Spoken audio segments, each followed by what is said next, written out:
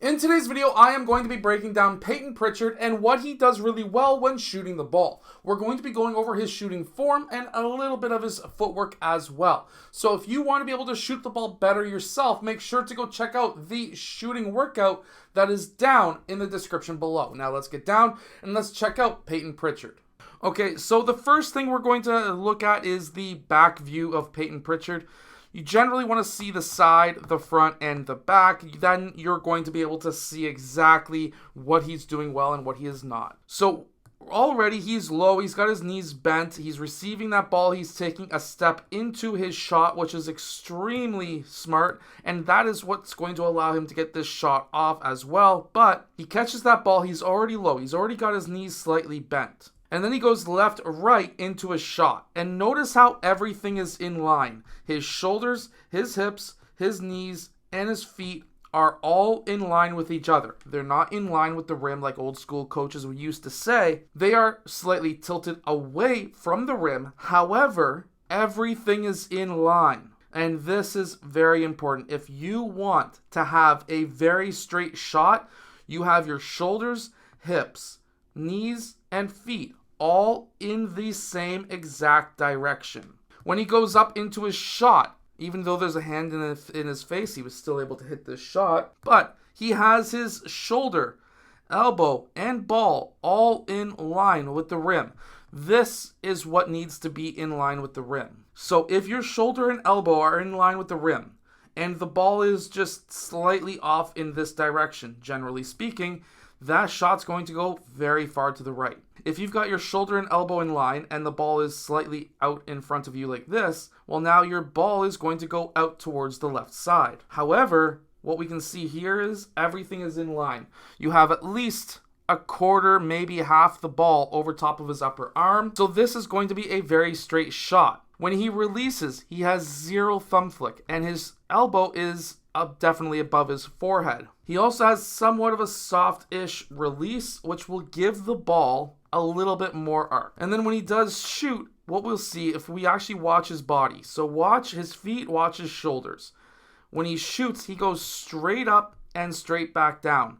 Some players, if they want to get a little bit more distance, they'll actually swing their feet out and they'll have their shoulders swing back almost like a pendulum swinging, but that's not what we see here. And that's the soft release that I'm talking about that gives you extra arc. And yes, he did make this shot. Now he gets a kick out pass right here. This is a very deep shot. Just think, your high school line is like here. He is like a good 15 feet beyond that. When he receives this ball, he's going straight up. He caught low. His knees were already bent. We can kind of see it right here. I know it's a little bit blurry, but this is roughly the angle that he had when he was in the gather part of his shot. Generally speaking, old school coaches will say he needs to be at 90 degrees, but I'm going to tell you right now, most elite shooters shoot at somewhere between 90 and about 110 degrees. When he goes up into his shot, we can actually really see exactly right here. I'm going to try and get that back just to frame it. Sometimes these frames move really quickly, but right about there, we can see that his elbow is about 52 degrees. Older school coaches will say that you need to have a 90-degree angle on your elbow. Personally, that's not going to be something that is preferable in today's game. So if you had a 90-degree elbow, 90 degrees on the shoulder, if that was the case, if you had 90 degrees, which that's kind of close on the shoulders, and then you had another 90-ish degrees at the elbow, what's going to happen is you're going to lose a lot of power for one, especially when you are, this would be 90 here.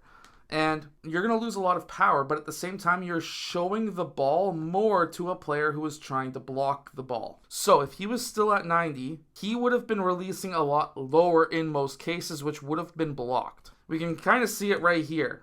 So let's say he kept this. Well, your natural position is to extend your elbow and extend this up.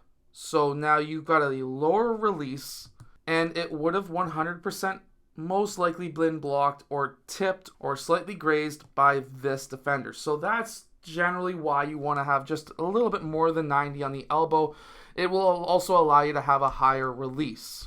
And we can also see that he doesn't have that pendulum look. He doesn't swing forward. He has a straight up, straight back down. Now, the drop on that ball is also something that is very interesting. So if we watch this angle right here, he's at around 44 degrees. You want to be somewhere in the 40 to 45 degree range. I have mentioned this 6 million times before, so I'm going to try and make it short. But if the ball came in too narrow, so if it came in too low, the rim is going to look very narrow to the ball. So there is a lesser percentage chance that ball is going to go in. If the ball comes down straight through, that rim is going to look perfectly circle, and it's going to have the amount of space for 2 basketballs. Now, the only problem is, obviously, as you know, you don't want to have a shot that goes in too low. Every coach says you need arc because it's going to give you a greater chance because the rim looks bigger. As we can see here, the rim looks bigger to the ball. However, if you go in too high of an arc and that ball hits the rim, there is a greater chance that it's going to bounce out than if it came in at that 40 to 45 degree range and it comes in, hits the rim, and then bounces through. The reason why is because at too high of an arc, there is more gravity, and if there is more gravity, there is more pressure for the ball to bounce out. So it's coming in at a different speed than if it was coming in at roughly a 45 to 40 degree angle. So there's the math behind making a shot.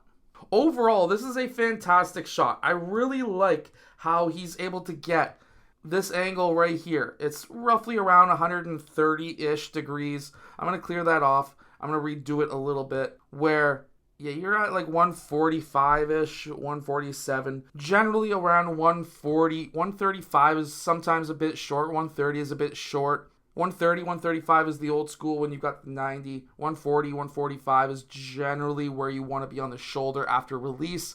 That's going to give you that same 45-ish degree drop on that ball. Anyways, I hope that this video has helped you. Make sure to go check out the shooting workout that is down in the description below if you want to be able to shoot the ball from further away. I'll see you guys again in my next video. Make sure to check out that book. It's definitely going to help you extend your range.